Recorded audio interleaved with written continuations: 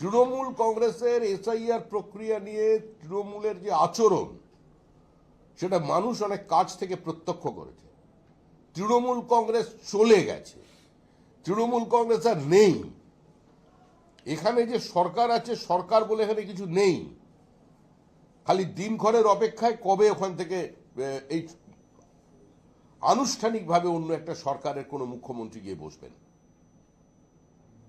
একজন রাজ্যের মুখ্যমন্ত্রী, তিনি চিফ সেক্রেটারিকে সঙ্গে নিয়ে, ডিজিকে সঙ্গে নিয়ে, পুলিশকে সঙ্গে নিয়ে গিয়ে একটা সরকারি সংস্থার তদন্তের গুরুত্বপূর্ণ নথি ছিনতাই করছেন। এরপরে বাংলা এবং বাঙালির সম্পর্কে কি ধারণা হচ্ছে গোটা দেশের মানুষের? এটা তো অপরাধ, ফৌজদারি অপরাধ, ক্রিমিনাল অফেন্স।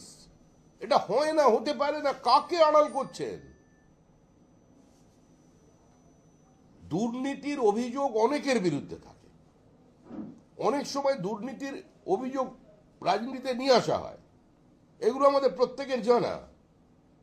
তৃণমূল কংগ্রেসের নেতৃবৃন্দের বিরুদ্ধে অভিযোগ আছে, কিন্তু অভিযোগ এখনো পর্যন্ত আইনানুগভাবে, অন্তত বিশেষ করে যে মামলা তদন্ত করছিলেন, প্রতিষ্ঠিত হয়নি, শিলমোহর লাগেনি। কিন্তু মুখ্যমন্ত্রী ছিনতাই করে তো নিজেই এই অপরাধীদের অপরাধ সম্পর্কে, তারা যে অপরাধ সংগঠিত করেছে সেটার উপর শিলমোহর লাগিয়ে দিলেন। এরপরে কি কোনো নৈতিক অধিকারে যে সরকারটা পশ্চিমবঙ্গে টিকে থাকার? আর সরকার তো নেই, সরকার বাইরে থেকে পরিচালিত হচ্ছে। যে বেসরকারি সংস্থার অফিসে ইডি হানা দিয়েছিল বা তদন্ত করতে গিয়েছিল, সেই সংস্থার একজন কর্মচারী, একটি অল্প বয়সী কর্মচারী, তিনি পশ্চিমবঙ্গ সরকারের গাড়ি ব্যবহার করছেন।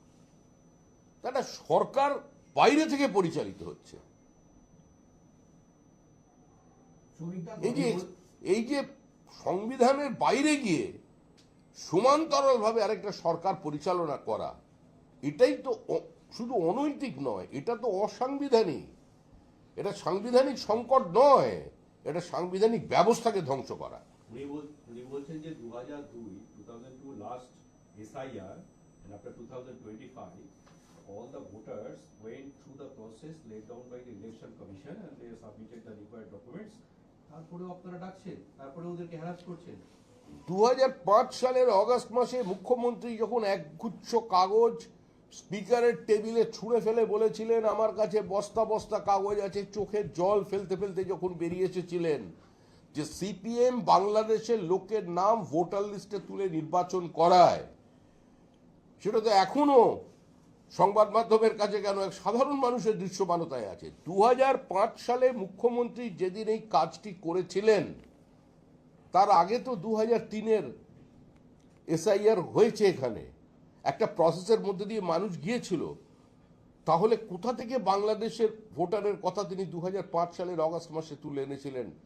এর উত্তর তিনি দিন, ওই তালিকাটা দিন। আমরা তো খুঁজছি, পাচ্ছি না ওই তালিকা।